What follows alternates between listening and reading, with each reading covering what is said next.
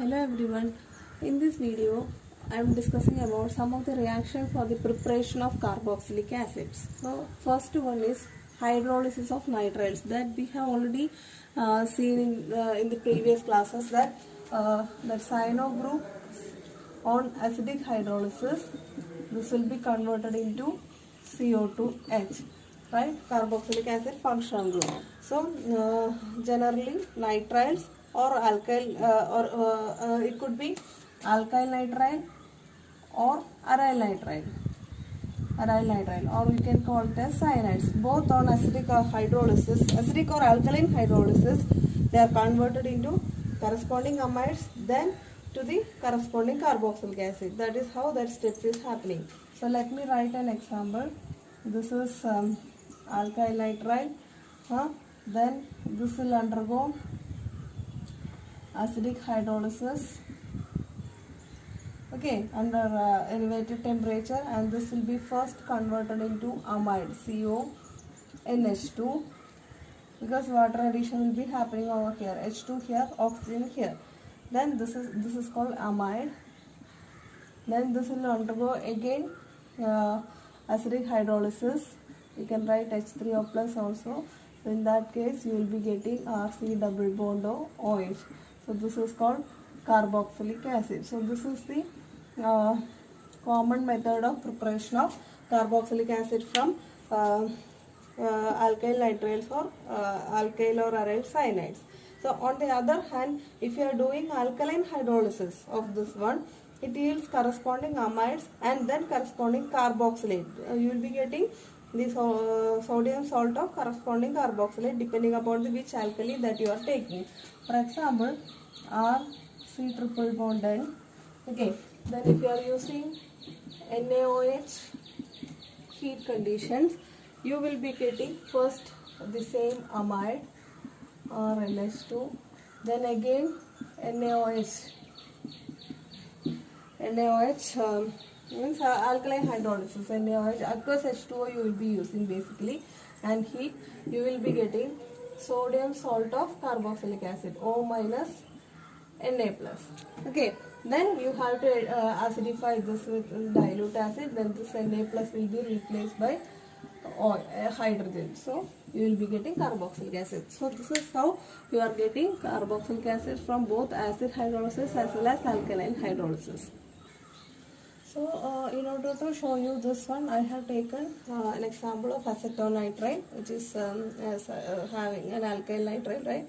So this will be undergoing first acid hydrolysis to give corresponding amide, then on further hydrolysis you will be getting acetic acid. Okay, then I have taken an aromatic cyanide, benzene nitrile or phenyl cyanide, you can see, and I have shown in terms of alkaline hydrolysis you will be getting benzamide first, then benzamide further alkaline hydrolysis you will be getting sodium salt of benzoic acid, then again acidification you will be getting benzoic acid.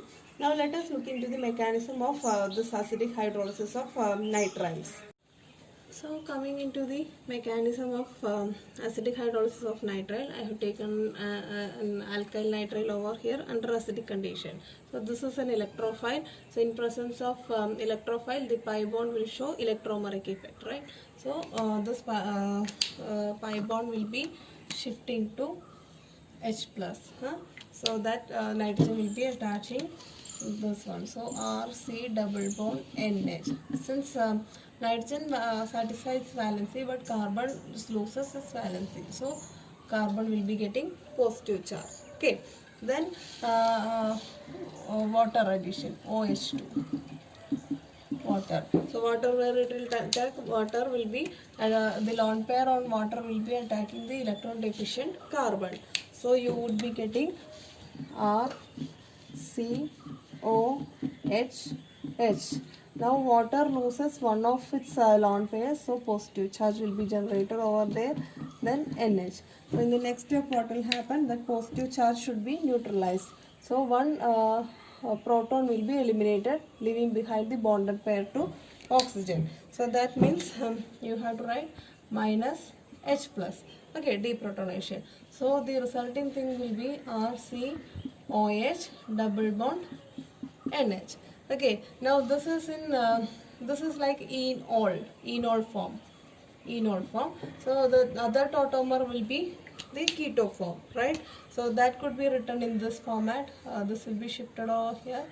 The pi bond will be shifted on nitrogen, so nitrogen gets a negative charge, so this H plus will be coming into this nitrogen, so that you would be getting RC double bond of NH2. So this is how you are getting amide on acidic hydrolysis of alkyl nitriles. Okay, now this will undergo further what acidic hydrolysis. You will be getting RC double bond of OH. Okay, carboxylic acid. So this synthesis of carboxylic acid could be done in another way also, that is from alkyl halides. So this alkyl halides could be converted into alkyl nitriles. Okay, this could be converted into carboxylic acid. So what are the conditions for this?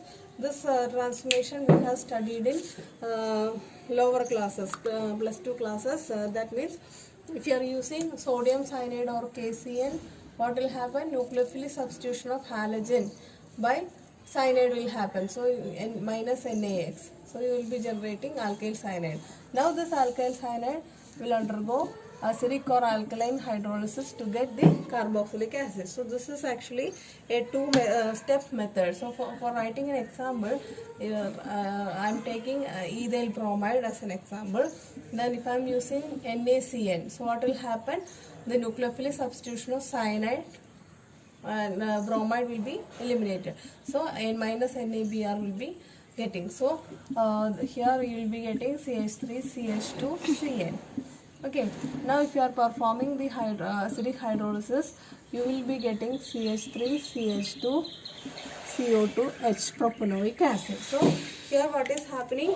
You are increasing the number of carbon atoms from, in the initial case it was 1, 2, right? So here after cyanide addition, this is 1, 2, 3. So the product obviously have 2, 3. So 3 carbons. Okay. So as actually number of carbons got increased after the reaction. So this is a two-step process for converting any alkyl halide into carboxylic acid having 1 carbon atom more than itself. So this is a very important reaction. So second method, which is a very important method for the synthesis of carboxylic acid, is from Grignard reagent. So how this is done? So Grignard reagent is RMGX.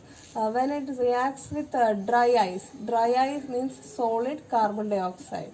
You will be getting after first step it is treated with dry ice, second step hydrolysis. Then you will be getting corresponding carboxylic acid. So this is the second method of preparing carboxylic acid. So in Grignard reagents, alkyl as well as aryl magnesium halides react with dry ice. Dry ice is nothing but solid carbon dioxide, or with a stream of dry carbon dioxide in ether solution to yield the magnesium salt first, which on acidification you will be getting the corresponding carboxylic acid. So let us see how this is happening. So this is our carbon dioxide, which is used in term of dry ice, which will be white solid, which is kept at a lower temperature. Okay, so this is dry ice plus RMGX. So this is our Grignard reagent, organomagnesium halide. So here you know this is metal is electropositive nature, this is electronegative nature. So this is this alkyl group is now nucleophilic nature, it will be attacking over here. So if you are seeing over here, this is del plus, del minus, del minus. So this carbon is highly electron deficient. So obviously this will be attacking over here, and the pi bond will be shifted over to one of the oxygen. So you will be getting, after Grignard addition to dry ice, you would be getting C double bond O minus MgX like this. So this is the adduct of Grignard reagent on carbon dioxide. So in next step what you will do? You will do a hydrolysis. Okay, so what will happen? Here breaking will be happening. So you will be getting corresponding carboxylic acid as well as MgX OH. So this is how you will be preparing carboxylic acid using Grignard reagent and solid carbon dioxide. So let me write an example with methyl magnesium bromide. Methyl magnesium bromide plus this dry ice. Okay, so what will happen? This obviously this is CH3 is the nucleophile over here. This will be attacking carbon in this manner. So you would be getting the adduct as CH3. This C double bond O is as such. Then OMG Br like this. Then if you are doing hydrolysis, you will be getting acetic acid CH3 CO2H plus here MgOH Br. Now, how will you prepare benzoic acid by the same method? How will you prepare? So, accordingly, you have to take what? Phenyl magnesium halide. So, here I am taking phenyl magnesium iodide, then solid carbon dioxide. So, here also the same reaction will happen. This phenyl group is the nucleophile over here in this manner, and you will be generating the adduct like pH. C double bond O Mg iodide. Then what you will do? You will do hydrolysis. So the product will be pH CO2H benzoic acid plus MgIOH. So this is how you have to prepare whatever the desired carboxylic acid that you want. Accordingly, you have to take the Grignard reagent. Since any Grignard reagent is prepared from a suitable alkyl halide, you can start the synthesis from alkyl halide also. So let me show you how this is happening. So from alkyl halide, it is a three-step process. So it's very simple to prepare Grignard reagent from alkyl halide. How this will be prepared? This magnesium foils will be cleaned. One active magnesium pellets, not pellets, and metal foils will be taken in dry ether solution, and it is kept at a lower temperature, 0 or below. Then the freshly distilled alkyl halide will be poured into that dry solution and stirred for some time, and after some time a suspension like white turbid solution will be forming. So this when treated with magnesium in dry ether solution, then you will be generating the corresponding RNGX. Okay, then what you will do? Then you will be adding dry ice. Dry ice means solid carbon dioxide in ether solution. Then that case you will be getting the adduct C double bond O MgX. Then what you will do? You will do an acidic hydrolysis. So that you will be getting corresponding carboxylic acid. So this is actually three steps. One step, synthesis of Grignard reagent. Second step, addition with nucleophilic addition of Grignard reagent to solid carbon dioxide. Then third step, acidic hydrolysis to generate carboxylic acid. So this is how you will be preparing corresponding carboxylic acid. So this synthesis of carboxylic acid is very well applicable to primary, secondary, tertiary, allyl, benzyl, aryl, etc. Provided they have no groups incompatible with the Grignard reaction. So for example, now I am showing a aliphatic secondary alkyl bromide like this one. This is a secondary alkyl halide, right? So this is called 2-bromobutane. When this is treated with magnesium in dry ether, so here magnesium will be inserted. Okay, so you will be getting MgBr like this. Okay, so this is called secondary butyl magnesium bromide. Now this will be treated with dry ice, C double bond O in ether solution. So in that case you will be getting the adduct of this one. So how this is formed? Here C double bond O OMgBr. Now what you will do? You will do the hydrolysis. So that you will be getting CO2H over here, then MgBr OH. So here we are preparing a secondary carboxylic acid from a secondary alkyl halide. Similarly, if you want to prepare an aromatic carboxylic acid, okay, like benzoic acid, what you have to do?